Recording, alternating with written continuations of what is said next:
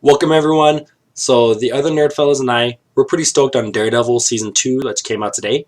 I'm decided, have a little bit of fun with it, make a little bio for those interested in learning a little bit more about one of the main characters for the season, the Punisher. It's not gonna be too long, just a lot of like the main summary of what makes the Punisher the Punisher. So let's just dive right into it. He's definitely, one of the most well-known anti-heroes in just all of superhero comic books in general. He's definitely probably one of the most dark, gritty, and mentally unstable characters Marvel created.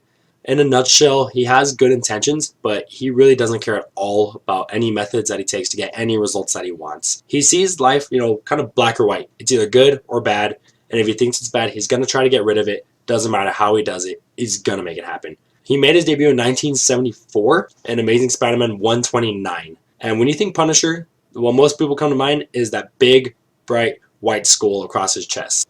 And for the most part, he's based out in New York City, much like the rest of the Marvel Universe. Outside of the comics, he's been portrayed in live action a couple times, a good handful. He made his debut in 1989, and he was played by Ivan Drago himself, Dolph Lundgren. And he wouldn't be seen on the big screen again for almost 15 years. That was when Thomas Jane took up the mantle and starred in 2004 as The Punisher. And he went on to reprise his role in a really cool short film on YouTube called Dirty Laundry. I really recommend checking that out if you haven't. It's really cool. Next, this is what originally was supposed to be a sequel, but it ended up being a total reboot of the franchise. Ray Stevenson was the next Frank Castle in 2008's Punisher Warzone. Now, 8 years after that, here we are. It's 2016. We're seeing our fourth live-action Punisher. This time, with him, instead of being on a big screen, we're seeing him on our TVs of Daredevil Season 2.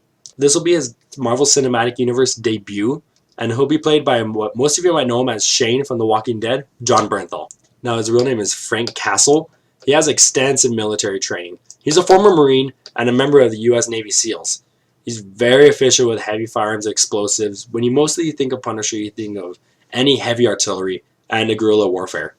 At the same time, though, if his mission calls for it, he has no problem changing things up. He's an expert at stealth, acting in disguise, and hand-to-hand combat, and he knows various forms of martial arts.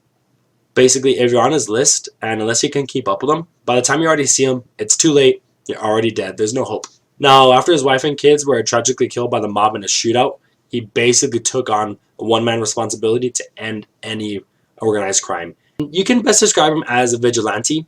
The difference between him and other superhero vigilantes, though, is where they won't take that extra step to put someone down for good.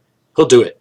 He has no problem with murder, kidnapping, torture, extortion. Any means necessary is what it takes, and he will do it. One of the things that piques my interest about the character is that the Punisher, he has no superpowers as far as I know of. He relies solely on his military experience and all the training he has. He has an extremely high tolerance for pain. You being able to brush off getting hit, and even some stab wounds. But he is still human, so he prepared for that, and he does wear a Kevlar uniform just to protect himself from most gunfire. Now, what's cool about the Kevlar uniform is that it does have that bright skull that I mentioned earlier across his chest. That serves two purposes. One, it gives a sense of intimidation. When you see that skull, you know who it is, you know what he's there for, you know what's about to come your way. And two, for those not intimidated by it, it's kind of a target. It's big and broad across the chest. That tends to be where you shoot your gunfire, and that happens to be the most heavily protected area of his armor. Aside from, physical strength and his armor that he has, he does have complete control of his mind. What I mean by this is that he has a really strong resistance against psychic and telepathic powers that can be used against him.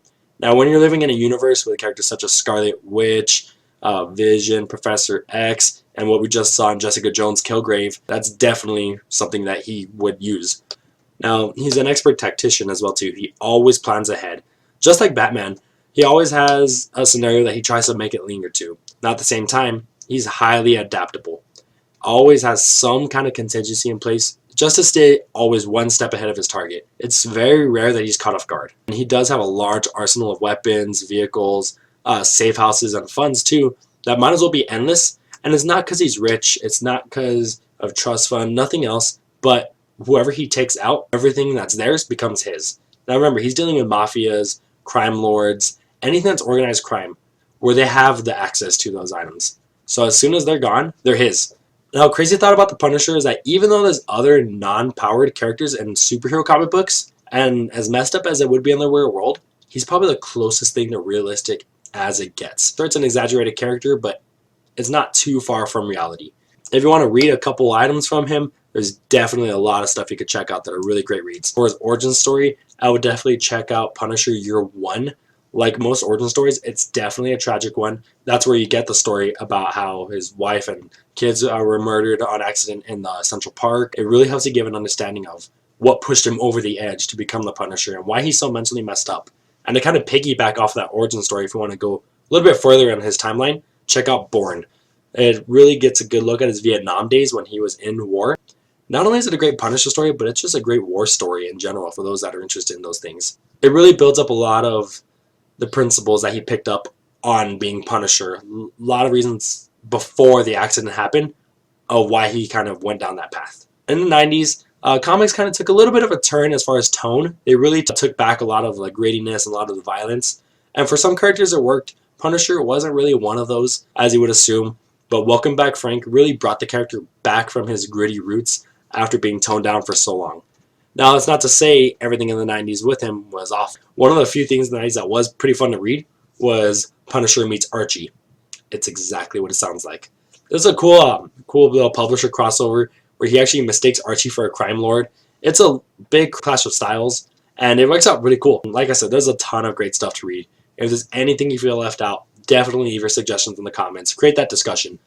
And well, like I said, it wasn't going to be too long of a little bio. I just hope you learned a couple things about Punisher, just so you see where the character's coming from when you watch him on Daredevil this season, and pretty much see how it relates to the source material a little bit. And there's a lot of great things happening right now. Like we said, season 2 of Daredevil just came out today. Batman vs. Superman is coming out. Civil War, soon to be followed by X-Men Apocalypse. We're going to have plenty to talk about in the next few months. It's going to be a lot of fun. But either way, I'm going to get back to watching Daredevil. Just comment, like, subscribe, share if you liked it enough. And just stay tuned to NerdFellas. We'll see you next time when we talk everything Batman v Superman. Later.